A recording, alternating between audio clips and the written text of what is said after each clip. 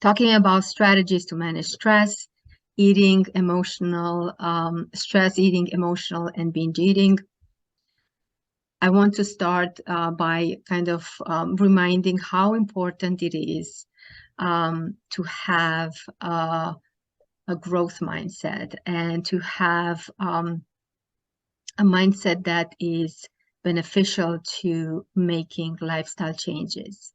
Intentional thoughts are a powerful tool we have in our reach.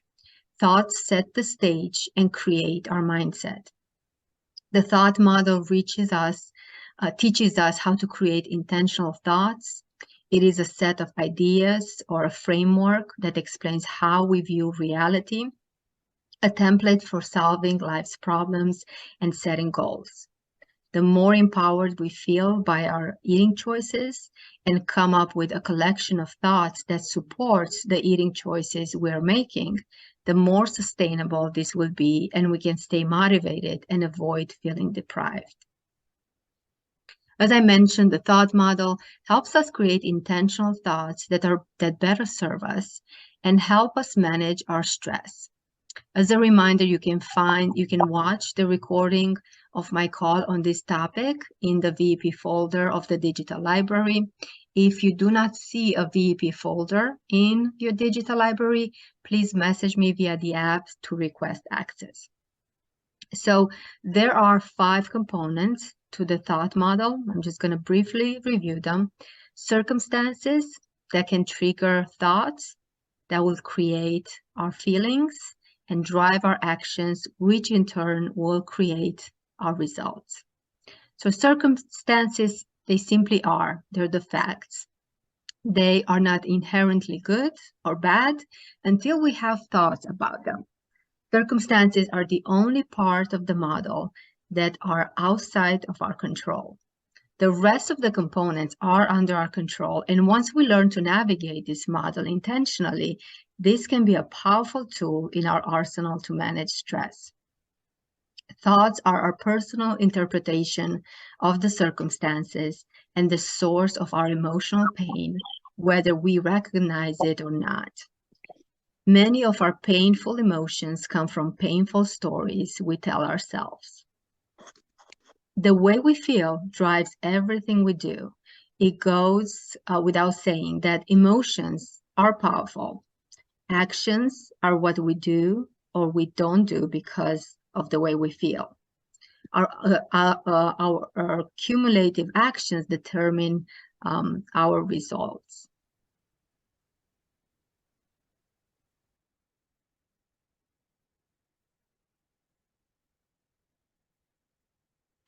So a little bit on stress. Stress is a reaction to the demands of life. It can be caused by negative events like losing your job, or positive events like the birth of a child, or the inconvenience of daily living, having an argument with our loved ones. Acute stress suppresses appetite. However, chronic stress stimulates appetite. How we perceive and deal with stress will impact our weight loss efforts. Overeating is a common reaction to stress. Although it might take away the stressful feeling temporarily and give us comfort, the weight gain that results from overeating can cause more stress. So stress management is very important. It starts with the awareness that this is a barrier in making healthy, sustainable lifestyle changes. If we do not acknowledge that this might hold us back from implementing the changes needed to get us the desired results, we can get stuck in a vicious cycle.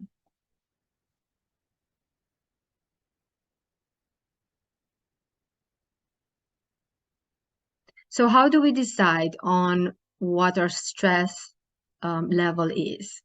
So just for practice, after I go through this, I just want you guys to type in the chat box the stress level that you are at tonight, with 1 being, feeling relaxed, and 10 being, super, super stressed. So just to give you an idea, there's different levels, and there's different symptoms that you can associate as you go through this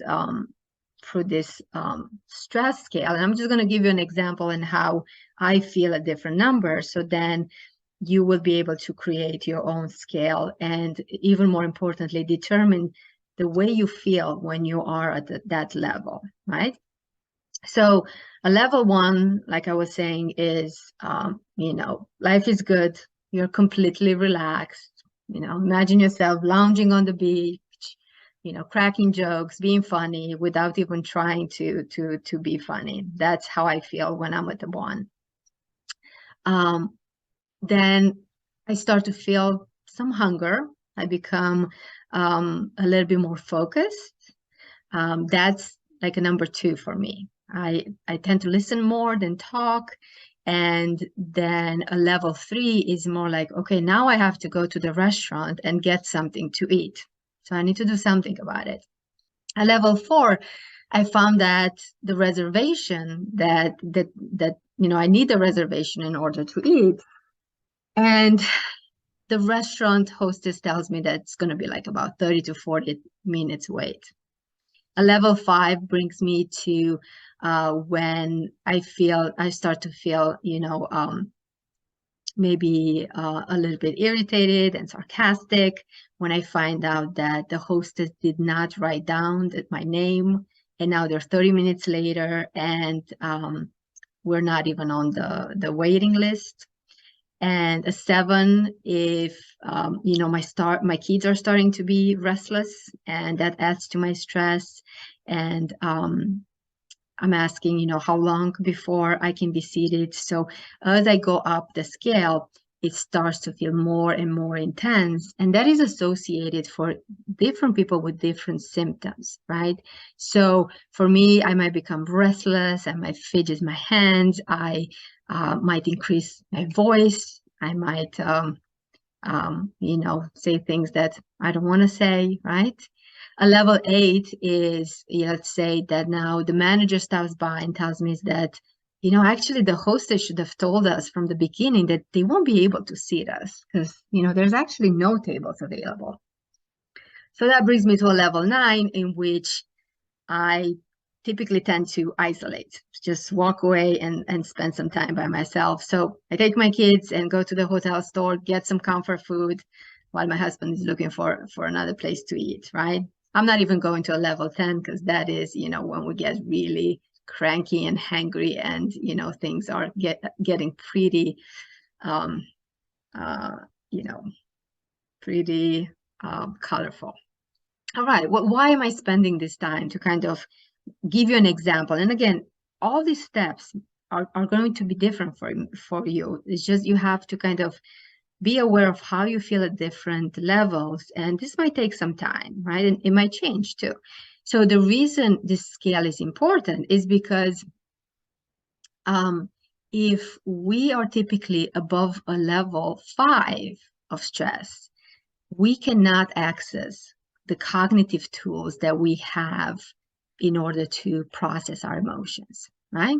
So if I'm above a level 5, I'm not aware that I might have all or none thinking. I might not be aware of the should statements I tell myself, that I personalize, or that I'm in a full blaming mode or feeling angry. So by the way, all these are example of thought distortions that we will review, and we have reviewed in the past at previous calls, but this is definitely something that we will review in the future as well. So if I am above a 5, meaning I might become sarcastic or short, or I might have some pressure speech or tend to isolate, I have to use grounding techniques to bring my stress level down to a 5 in order to be able to process that emotion and access my cognitive tools, to be aware of my thoughts and feelings and how they affect my actions. So a few examples of grounding techniques are meditation, breathing exercises, physical exercise. Then there's the 5, 4, 3, 2, 1 technique. in which you look around the room and then you try to describe as best you can 5 things that you see, 4 things that you hear, 3 things that you can feel, 2 things that you can smell, and 1 thing you can taste. So this kind of brings you to the present moment and, kind of helps you ground yourself. There are other grounding techniques, and, they're very specific for each person. So try to identify your top 3 techniques that work for you. So now that my stress level is down to 5, then I can access my cognitive tools, like I mentioned. I become more aware of my thoughts and how they affect my feelings. I notice how my feelings affect my actions. Results are basically the impact created by the thoughts we are thinking about a certain circumstance. The result is what you are currently experiencing in any specific situation. It is the present outcome and culmination of your thoughts, feelings, and actions. I love this saying, the cause is hidden, the effect is visible to all. So many times we have to dig deeper to get to the bottom of what's going on. Results are also day-to-day outcomes that we create, whether big or small. They are the present short-term outcome forming from whatever thoughts we're thinking or the stories that we are telling ourselves in that moment. The result is generally an outward or an external physical manifestation of our thoughts. If you don't like your current reality, you can challenge the thoughts that are causing you pain and subsequently an undesired result in that situation. So we can go up and down that thought ladder, the thought model, and kind of intervene at each level. So ask yourselves, what large or small results have you created in specific situations due to your thinking? What was the initial cause or thought of these results? So one common statement that I hear is, I just cannot be as disciplined as I was the first time around doing the New Star Medical program. I'm just not as motivated. The fact that you already have this thought will cause a feeling of discouragement, which in turn will decrease your motivation. So in turn, if we replace this thought with, I know the program works, how can I get myself in the mindset to follow the program again? And what are the barriers this time that maybe were not there the first time around? So being curious and keeping an open mind and asking for help and somebody else's kind of input into why your motivation is affected, it really helps. So our motivation is fueled by our reasons for doing things, our personal why. This is so important, and the stronger the why, the stronger your motivation. So ask yourself, why do you want to lose weight? Why do you want to make lifestyle changes? So the stronger the reason, the more motivated you will feel, like I mentioned. And I really encourage you to write the why or the whys down in your binder so you can go back, and when you feel less motivated or you're asking yourself, why am I doing this? You go back and you remind yourself the reason you started this journey. So this needs to be a constant practice and reminder, especially when you feel, discouraged or you feel stuck or unmotivated. It is essential to work on our collection of thoughts we have about certain foods in order to feel less restricted and avoid feeling deprived. This also helps us enjoy and embrace foods that are good for us, the more empowered we feel of our eating choices and come up with a good collection of thoughts that supports the eating choices we are making, or the eating choices that we know that are going to be beneficial to get us to the goal we're looking for, the more sustainable this will feel. So ask yourself, why do certain foods taste good to us? And what makes us feel a certain way? What do certain foods do for us both emotionally and physically? How do foods affect our hunger, our mood, our weight, our sleep, our energy level? So this will help you kind of be more in tune of how how different food categories affect all these things.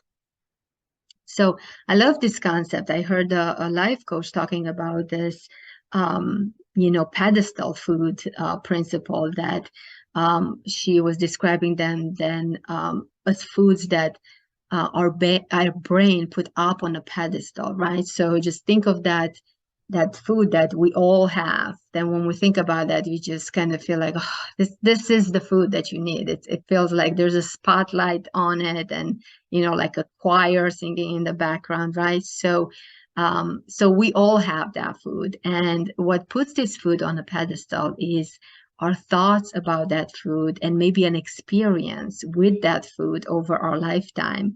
It is what our brain makes that food to mean for us, and the role they play through our lives.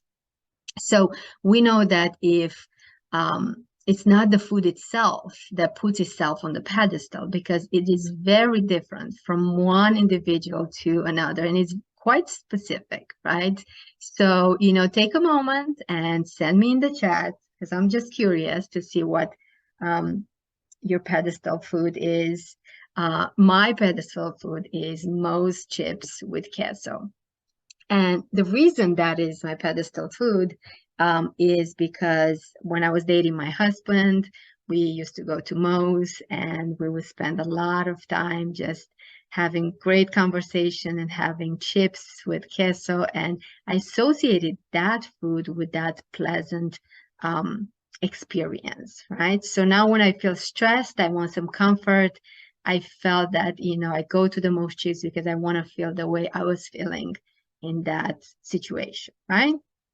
So we all have a similar food, and sometimes we can identify an experience associated, and sometimes we're not quite sure where it's coming from. So either way, so at the end, I'll just go over, and if you feel like sharing, that would be interesting to see how different they are, right?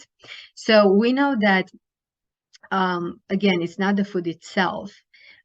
There's quite a variety of things that factor into that. Now, once you notice that food is on a pedestal for you, and you realize that the only thing that puts that food on a pedestal is you're thinking about that, the way you think about that food, then that will empower you to be able to change what foods you put on the pedestal. So you can bring healthy foods, which are kind of at the bottom on the floor, and bring them up and raise them on the pedestal, because you're looking at them in a different way. So we can change our experience with food and put healthy choices on the pedestal, and bring them from the ground level to higher, or even putting them up on the pedestal. So I think that it's a good exercise, and it takes time and awareness. So the level of restriction you feel about a certain meal plan comes also from the way you think about the meal plan or about the foods. So for example, I can give somebody a low carb meal plan that feels abundant to me, but they might not think the same way, because from their perspective and from where they're coming from, that will be quite different, and it would feel very restrictive. However, when they're really ready for change, like the same person, like let's say that, I see them 2 years later, when they're ready to make these changes, and it really kind of kind of click that certain foods make you feel certain way, and you accepted that, you know what, if I continue to eat this way, I will just not feel the best I can feel. I will not be in my greatest health. So when you are ready for lifestyle changes, then a healthy meal plans feels very different, and you're looking at it as your choice, and it doesn't feel as restrictive at all, and it feels much easier to follow. So if you have a hard time and you find yourself saying, oh, this is so hard, it's difficult to follow, the problem is not typically with a meal plan. The problem is with mindset, motivation, readiness to make those changes that will give you the results you're looking for. Okay, so moving on to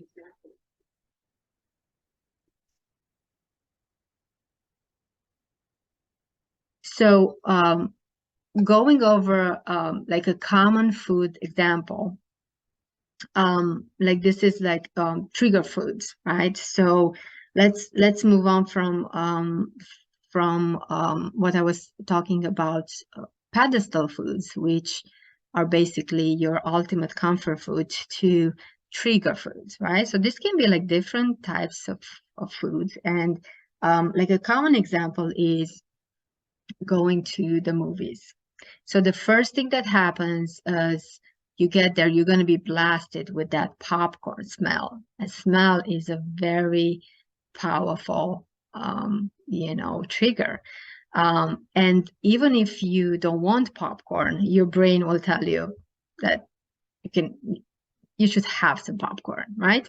So in those types of situation, it helps if you can say to yourself, I'm on my way to the movie theater, and that means that I will be exposed to that popcorn smell and other food triggers. So of course, there's going to be popcorn there. It's a movie theater. That's what's happening there. I would expect this, and I know exactly how I'm going to manage myself around that food. So if the element of surprise is not there, you will be able to make better choices. So your brain, our brain likes to tell us that we are surprised, right? So when we are surprised, if you don't have a plan, and then you add a little bit of physical hunger on top of that, you already set yourself up for a situation that is very difficult to manage and can lead to some choices that you might not want to make or might regret later. However, once you make your choice, you have to be able to accept the consequences that come with that choice. So take a moment and ask yourself before making that choice, if I go off my plan, can I be okay with the consequences of my choices and not feel guilty or punish myself afterwards? So if you're not okay with the consequences, don't go down that path. If you are, then that's okay. Then go and have that food, and then you won't fall into that spiraling or cycle of guilt and shame and so forth, right? So a practical tip to manage exposure to certain trigger foods, is, again, preparing yourself for that food to be there.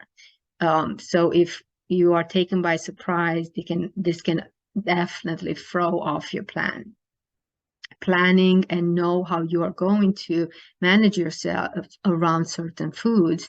That really helps. And also, not going hungry to events that that are going to have foods that are challenging to say no to. So this will lower your ability to make best decision. If you go physically hungry, it's even harder to make a choice given the circumstances. And then be aware that this hand-to-mouth activity is very comforting. So keep your hands busy, hold something in your hands, like a bottle of water, right? So that will prevent you to pick on every chip and every kind of finger food that is around you. So then that will give you the chance to kind of look around and choose really the ones you want to go for. Or the other thing you can do, you can chew gum instead. So again, again, there's something about chewing, and that is kind of comforting, right? And not to mention that if you really want to eat, that's fine, but you actually have to take the gum out, and that gives you an extra second to change your mind or make a different decision. So this way, you also help create awareness, and kind of preventing mindless eating and habits into kind of falling down into that kind of pattern of just going for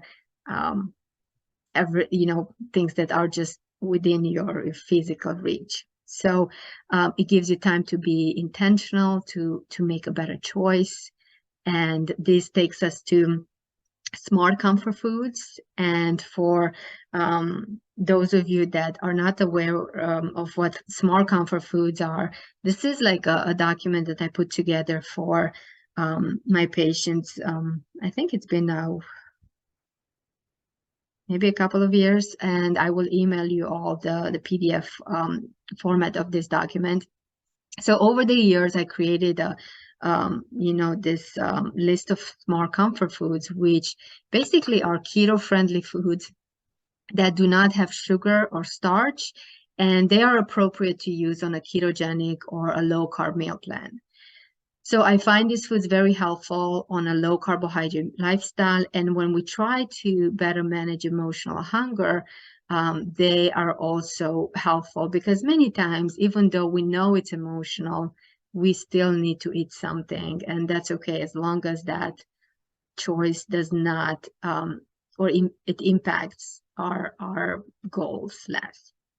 So my approach to managing emotional hunger is to couple a small comfort food with an activity that will also give comfort or help me process that emotional, process the emotion I'm struggling with.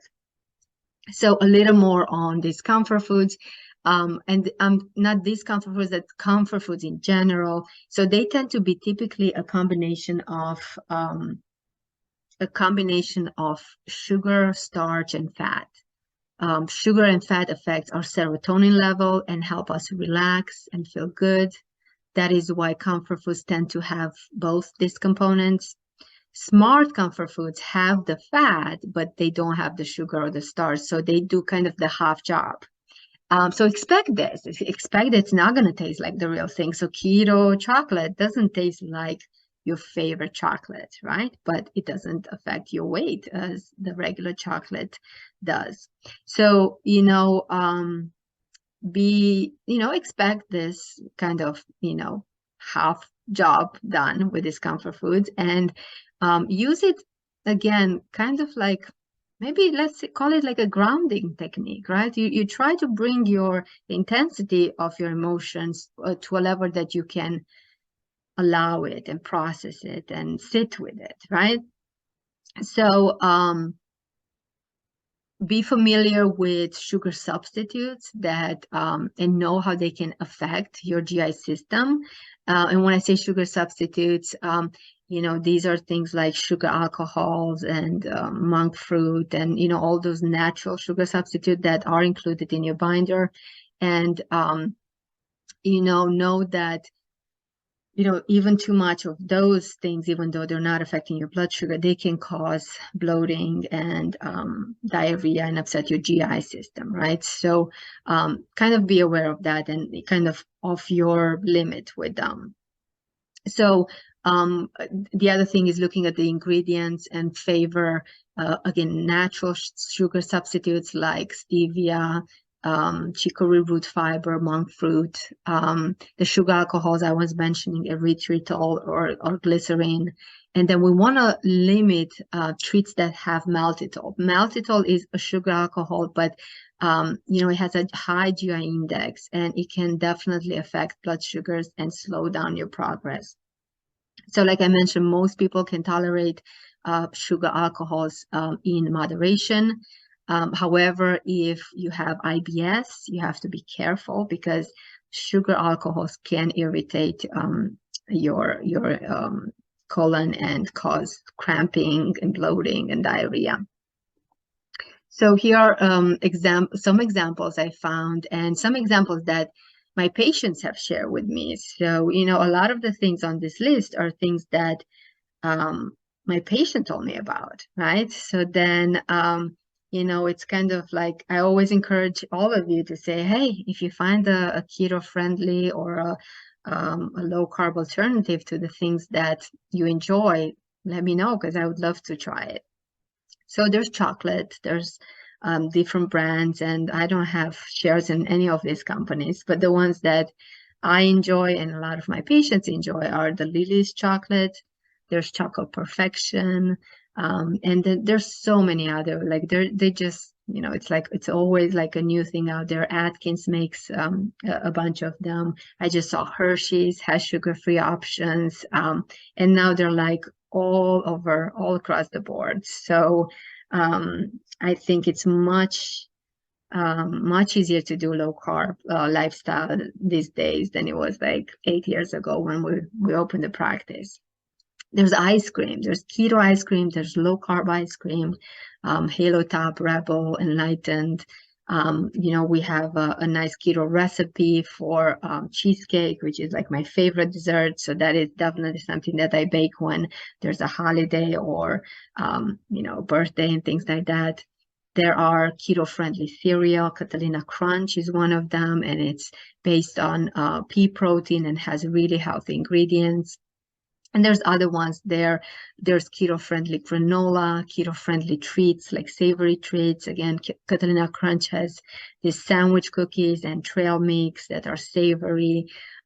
There's like Atkins, Indulge line. So I will email you the PDF with all this information with the pictures and the nutrition information on all of them.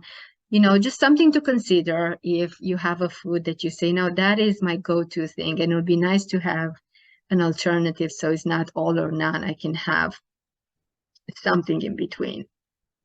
So that being said, a good rule to have is to really eat when you are physically hungry.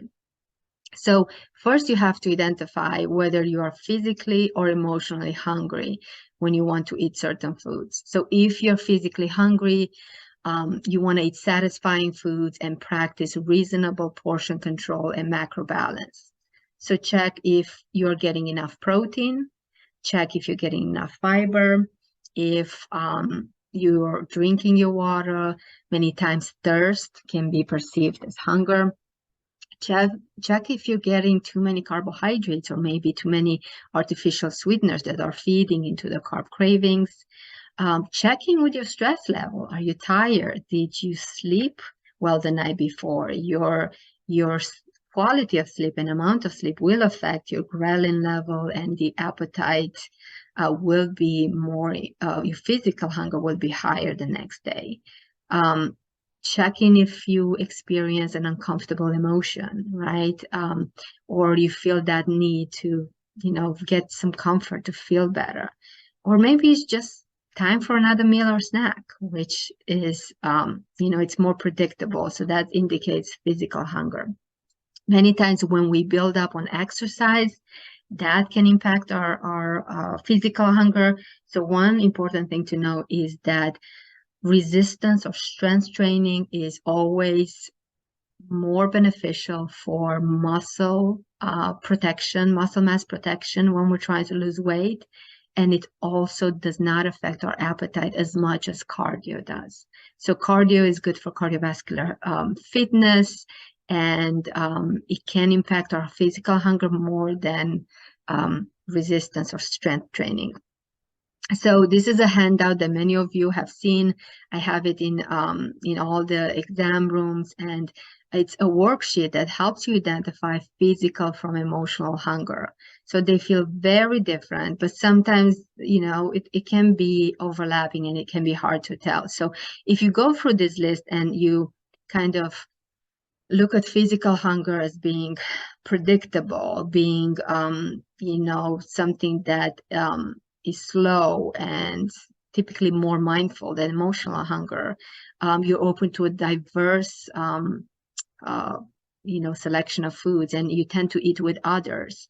That is more physical, and the feeling is that emptiness in your stomach, in your belly, right?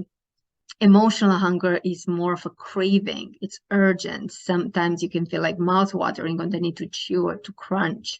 You can feel it in your chest. Sometimes it's also happening later in the day when we get more tired, more stressed out. It happens when we're alone, right? So boredom, loneliness, there are strong uncomfortable emotions that can kind of trigger that emotional hunger and the need to, and the craving for a sweet or a savory starch. It feels rapid. We eat rapid. We feel out of control when we emotionally eat, and we have a very specific type of food that we are craving. Going back to that pedestal food, right? What is that specific food that, gives you the ultimate comfort, right? And we tend to eat in isolation, and we tend to feel shamed and guilt after that. So it's important to know them because we treat them differently. So we treat physical hunger with balancing our macros, eating more protein, getting water, fiber, fat, decreasing the sugar and the starch, right? That helps control physical hunger.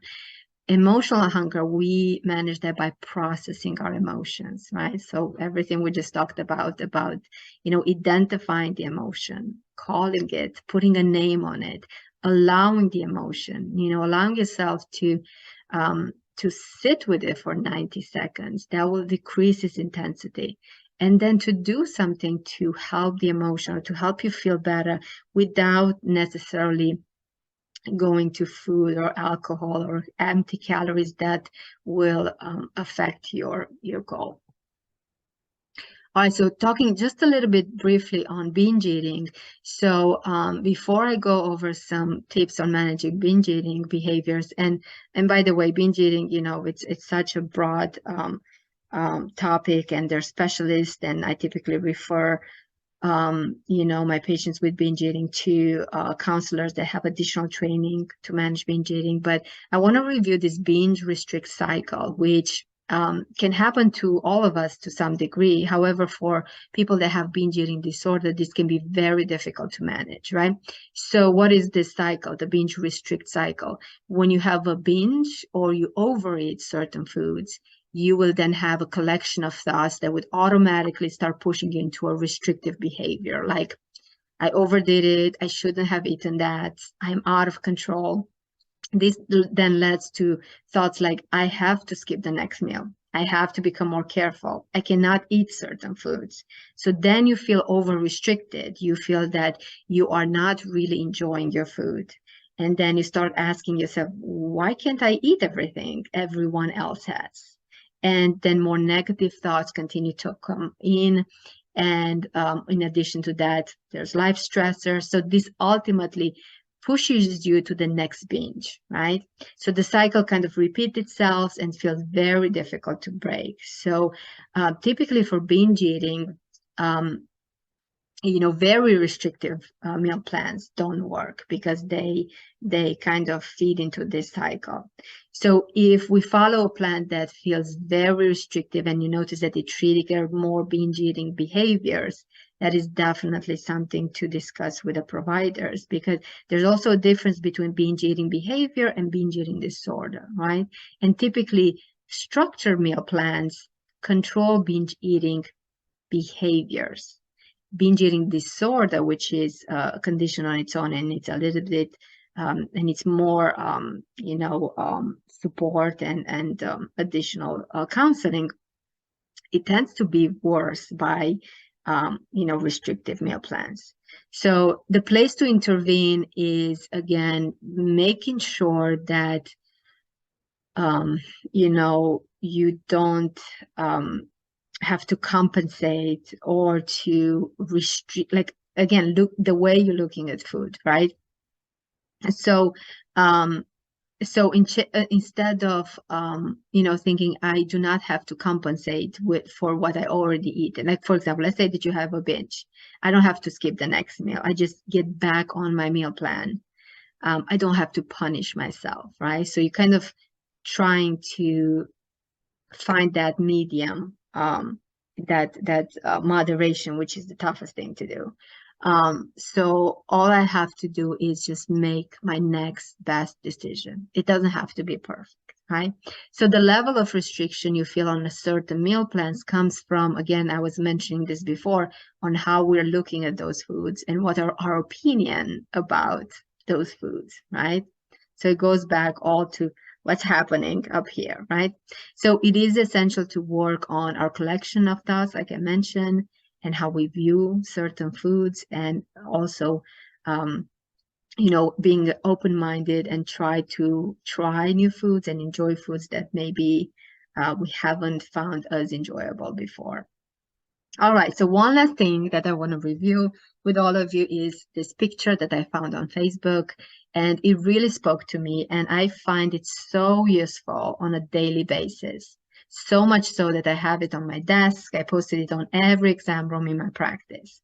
So be aware of what is and is not under your control.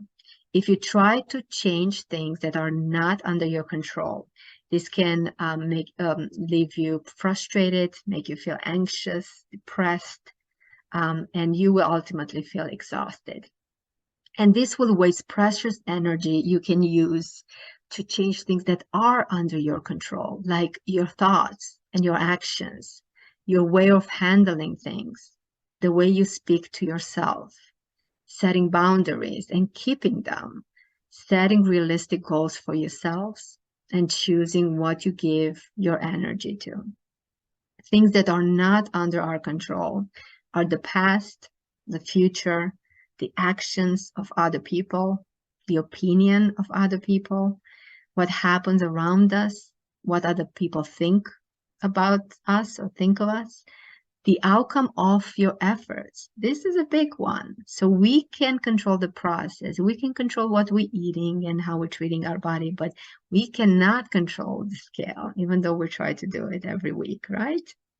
And also we cannot control how other people take care of themselves. So if you kind of checking in when you feel exhausted, when you feel kind of ran down, to check in to make sure you're not wasting your energy on a thing that is not under your control. I find that very helpful. Thank you.